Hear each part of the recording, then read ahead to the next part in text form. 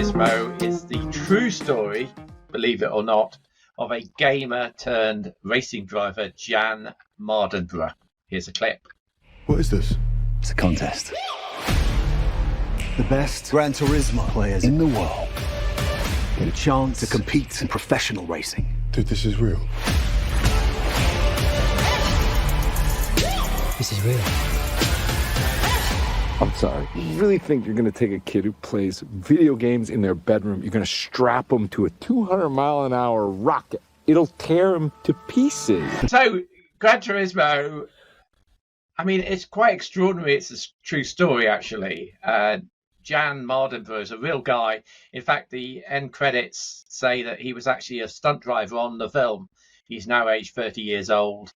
And in the film, he's played by Archie Madegwe, who I thought did a really cracking job, actually. And he's joined there by Orlando Bloom, who kind of plays this sleazy marketing executive guy. I mean, Orlando Bloom is Orlando Bloom, right? He's a pretty boy. He never completely convinced me in that role, I'm afraid. But the one who did really make me very happy was David Harbour, old Father Christmas himself, who I thought was absolutely terrific, playing a sort of an engineer coach person. So I heard Mark Kermode describe his character as being a bit like Louis Gossett Jr. in An Officer and a Gentleman. He's basically got all these new young recruits and he says, you guys are going to fail, right? Mayo.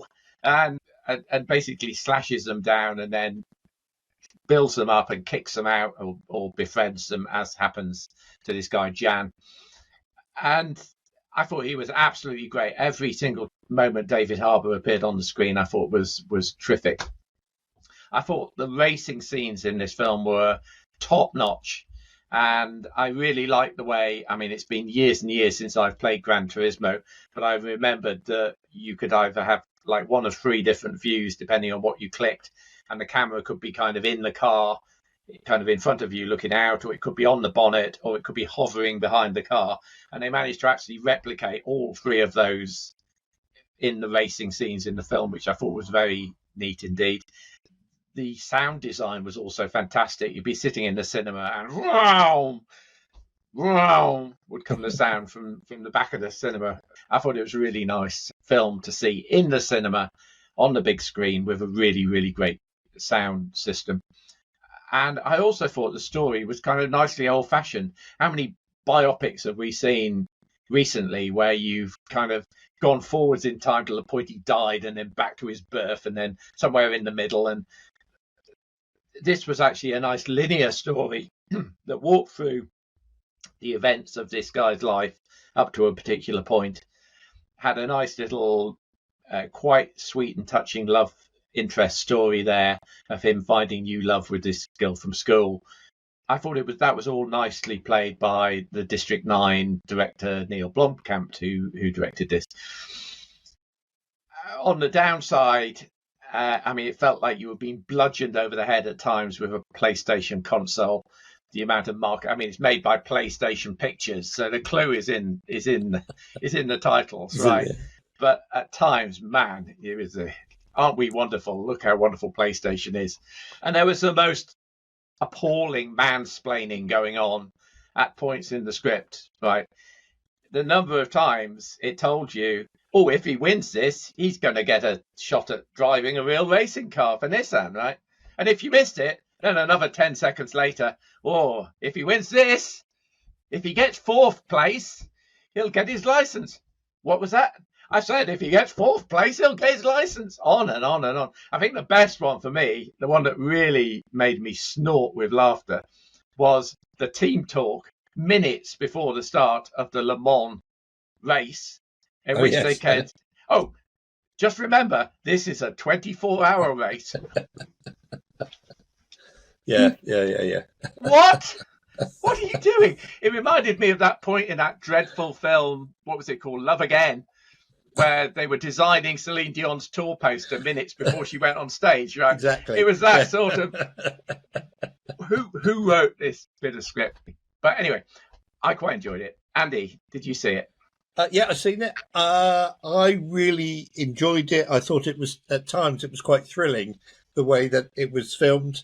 There is that one moment when a dreadful accident occurs and we get to see what the driver sees. Instead of just looking at the accident as a spectator, we're kind of in the car with him.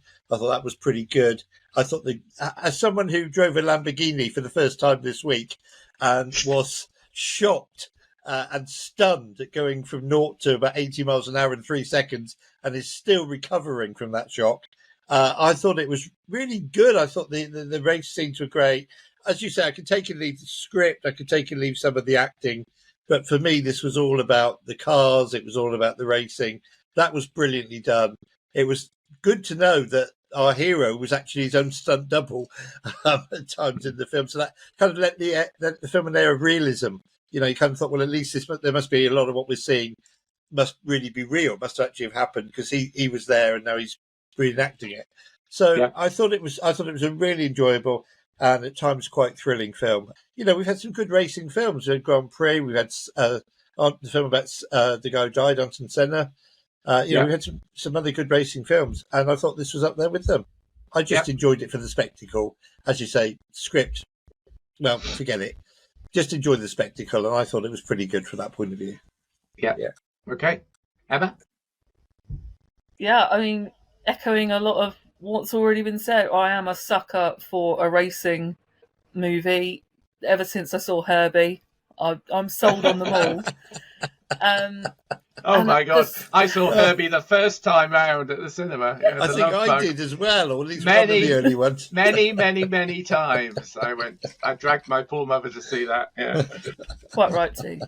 But I mean, like you said, the sound in this was absolutely incredible. Our cinema does not have the greatest sound system, and even there, it was absolutely amazing. And like it really, like I find it gets me hyped up. Like you're hearing the amazing sounds, and then you're watching some really well shot racing scenes. The accident that happens. It's quite breathtaking, isn't it? Yeah, that really like stopped me, and I was like, "Oh my God, what is going on?" And like the fallout from that, I thought was really well done, and probably the only bit of the script I would call out and say was excellent. Yeah, I'd agree. And a really good bonding moment for the two characters.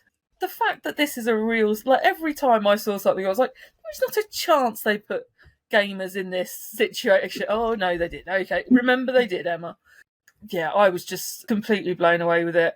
Yeah, the only downfall to me was Orlando Bloom.